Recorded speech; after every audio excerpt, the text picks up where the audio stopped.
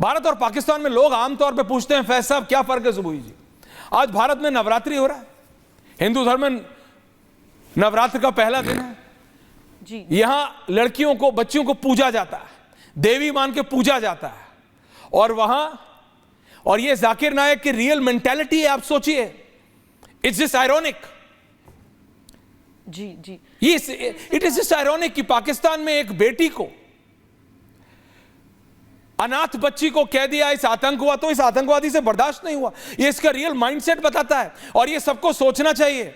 भारत में भी धर्म गुरुओं को समझना चाहिए। फैज साहब समझना चाहिए कि भाई कौन सही है और कौन गलत। रब्बी इश्रह ली सदरी व यस्सिर ली अमरी वहलुल उक़दतन मिन निसानी यफ़क़हू क़ौली। ऐश्वर्य भाई, बड़ी गंभीरता से पुनः निवेदन, 120 सेकंड चाहूंगा नॉन स्टॉप। और शहजाद जी, मैं आपकी बात से बिल्कुल सहमत हूं। मैं ये निवेदन करता हूं कि इस्लाम को थोड़ा सा समझने की आवश्यकता है। इस्लाम ये कहता है कि जो पापी लोग हैं वो जहन्नम की आग में जलाए जाएंगे, लेकिन जहन्नम की आग को कैसे जलाया जाएगा, जहन्नम की आग का ईंधन कैसे होगा?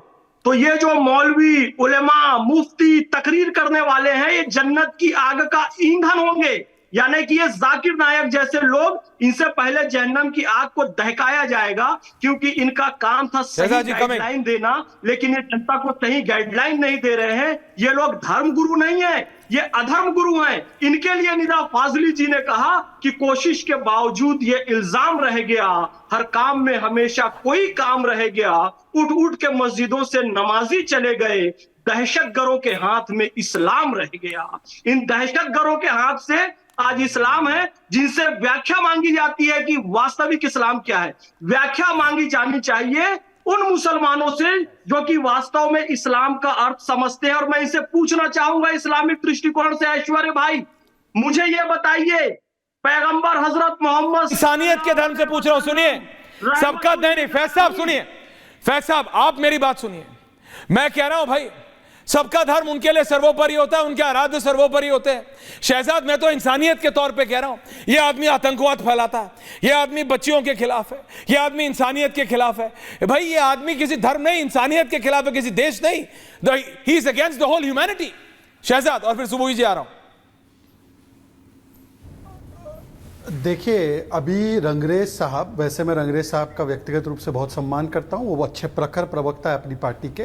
उन्होंने एक बात कही कि बीजेपी आरएसएस के ऊपर प्रतिबंध लग जाए तो देश की समस्याएं हल हो जाए। पर रंगरेज साहब, अभी मैं बीजेपी के प्रवक्ता के रूप में नहीं, एक मुस्लिम के रूप से आपसे बात करना चाहता हूँ जी। हाँ रंगरेज साहब, रंगरेज साहब, इराक में, ईरान में, लीबिया में, सूडान में, लेबनान में, पाकिस्तान में, अफगानिस्तान में कोई बीजेपी आरएसएस है क्या? वहाँ पर क्यों झगड़े चल रहे हैं? चलिए, यहाँ पर बीजेपी आरएसएस जिम्मेदार, वहाँ पर आपका यहूदी से झगड़ा, कहीं और पर आपका शिया सुन्नी में झगड़ा, कहीं और पर आपका अहमदिया से झगड़ा, कहीं और पर आपका कहीं और से झगड़ा। ये झगड़ा करने वाले पार्टी एक ही है। ये यहाँ पर बीजेपी आरएसएस से झगड़ा है, वहां पर यहूदी से है। ये अपने भीतर भी तो देखकर कुछ बात रखिए ना, आइडेंटिफाई तो कीजिए। पूरी बात हो जाने दीजिए, मेरी पूरी बात हो जाने दीजिए, मेरी पूरी बात हो जाने दीजिए। रंगरेज साहब, मैंने आपके बीच में एक भी बात नहीं बोला, मैं अपनी पूरी बात रख लूं, उसके बाद आप बोलिए ना। आप ही को बोलना है, आप इसी के लिए तो आए हैं, अपनी बातें रखने के लिए। दूसरी बात, मैं तो कह रहा हूं कि कुरान पाक में क्या लिखा गया है ऑर्फन्स के बारे में, अनाथों के बारे में, सूरा अद्दुआ, कि जो भी एक ऑर्फन के साथ अन्याय करेगा उसके साथ बहुत बुरा व्यवहार किया जाएगा। प्रॉफिट मोहम्मद सल्लल्लाहु अलैहि वसल्लम के बारे में कहा जाता है कि उन्होंने एक बार कहा था कि जो भी अनाथों की का ख्याल रखेगा उसके लिए मेरे साथ वही जगह होगी जन्नत में, इन 2 उंगलियों की तरह। मतलब कि इतने निकट होंगे वो प्रॉफिट मोहम्मद सल्लल्लाहु अलैहि वसल्लम के साथ, ये जगह होगी जो ऑर्फन्स के साथ अच्छा व्यवहार करेगा। ये कहा जाता है हमारे हदीथों में। तो मैं केवल आखिरी बात ये समाप्त करना चाहता हूं, आज मैं एक टेस्ट करना चाहता हूं। टेस्ट ये है कि जो कट्टरवादी प्रोमैक्स 3 तलाक के कानून का समर्थन जाकिर नायक नहीं करता। अब मैं पूछना चाहता हूं मेहरुद्दीन रंगरेज साहब, आप 3 तलाक के कानून का समर्थन करते नहीं करते? हिजाब क्लासरूम में होना चाहिए, यह समर्थन करता है जाकिर नायक। आप बताइए, हिजाब क्लासरूम में होना चाहिए, किताब होना चाहिए? सेक्शन 125 सीआरपीसी सुप्रीम कोर्ट ने कहा यह मुस्लिम महिलाओं को भी इसका अधिकार मिलना चाहिए। हाजी रंगरेज साहब, ये जाकिर नायक इसका विरोध करता है, आप इसके साथ हो खिलाफ हो? इन 3 सवालों का जवाब दे दीजिए। देखिए सैयद भाई, हम तो अपने देश के साथ हैं, ना कि हम जाकिर नायक के साथ हैं। आपने लगातार ये 2-3 चीज़ें बताई और कई मुल्कों के आपने नाम भी बताए।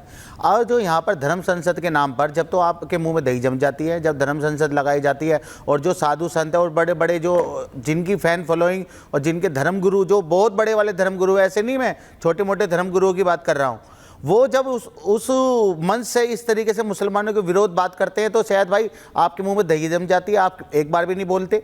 जब मुसलमानों के घर पे बुलडोजर चलाया जाता है तब आपके मुंह में दही जम जाती है कि आप जब नहीं बोलते। जब मुसलमानों के खिलाफ जो है उनको मार दिया जाता है, लिंचिंग कर दी जाती है, उनके आपके नेता आपकी पार्टी के बड़े बड़े नेता उनको जो है महिमा मंडन करते हैं। बिल्किस बानो के जो हत्यारे और बलात्कारी थे उनको जो है उनका स्वागत करते हैं फूल मालाओं से, तो तब आपके मुंह में दही जम जाती है। तो मैं ये कहना चाहता हूं सैयद भाई, आप हर चीज़ को आप ये दिखाना चाहते हैं कि मुसलमान सबसे बड़ी जड़ है और उसको विलन बना के दिखाया जाता है कि हर चीज की गुनहगार मुसलमान है। अभी सैयद भाई ने बताया, मैं नहीं मानता कि Zakir Naik is the representation, Zakir नायक नुमाइंदगी करता है भारत के मुसलमानों की। मैं नहीं मानता।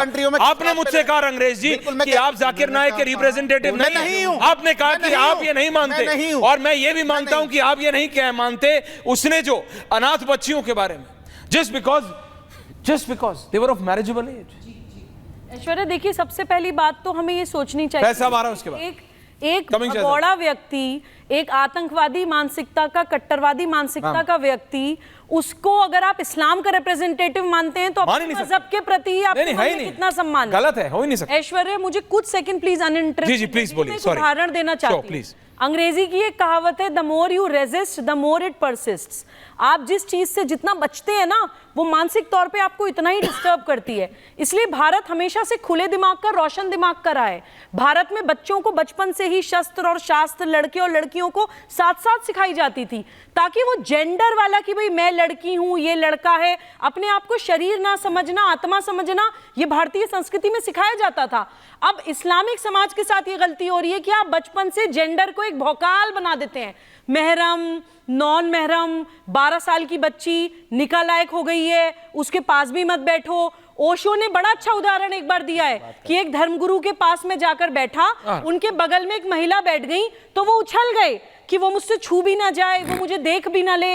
यानी इतने उत्तेजित हो गए एक महिला के सिर्फ नजदीक बैठने से। इसका मतलब क्या था उनका धर्म की समझ? इसका मतलब आपके दिमाग में सिर्फ वो पर मैं कह रहा हूं, ऐसा आदमी अपने आप को धर्मगुरु कैसे बोलता है? ऐश्वर्या, सेक्सुअलिटी ऐसा आदमी अपने आप को मैम धर्मगुरु नहीं बोल सकता। इतना ज्यादा ढका छुपा के नहीं देखिए, मैं कह रहा हूं, नहीं मेरा इस पे एक अलग टेक है फैसला। महरम क्या होता है? मेरा इससे एक मेरा एक सवाल है, महरम नॉन महरम क्या होता है? But that is not my debate. अब से कुछ साल पहले but that is not my debate. Zakir Naik ने, Zakir Naik is my debate, that is not my debate.